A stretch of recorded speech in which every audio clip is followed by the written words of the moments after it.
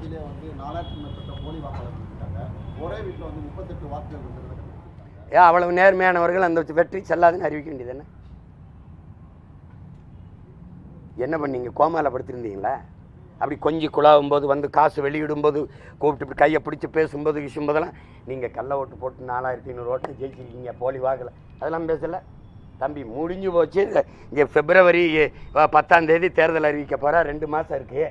அவர் 5 வருஷம் இருந்துட்டு முதலமைச்சராக. இப்போ வந்து போலி வாக்காளர்களை கண்டுபிடிக்கிறீங்க. கொளத்தூரில் மட்டும்தான் போலி வாக்காளர் இருக்காண்ணா, மற்ற தொகுதியெலாம் இல்லை. பிஜேபி வென்ற தொகுதியெல்லாம் இல்லையா? சொல்லுங்கள். பிஜேபி கோவை தெற்கில் வென்றுச்ச எல்லாமே நேர்மையான வாக்காளர்கள் தானே.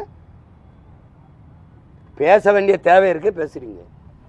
எங்களுக்கு என்ன பண்ணுறதுன்னு தெரியல, கேட்டுட்டு போகிறோம். வேறு என்ன பண்ணுறது? ஏன்னா உங்களுக்கு வேலை இல்லை.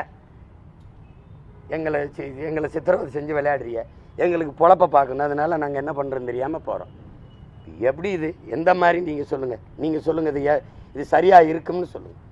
சரி, திருத்தம் பண்ணணும். அதுக்கு ஒரு கால அவகாசம் எடுத்து செய்ய வேண்டியதானே. நீ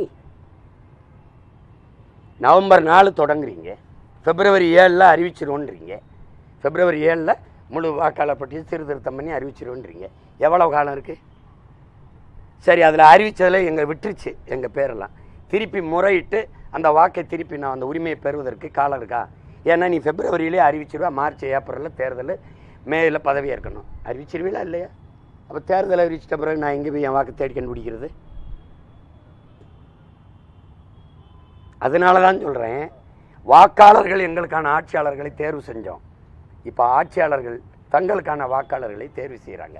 அந்த முறை தான் இந்த எஸ்ஐஆர். புரியுதா?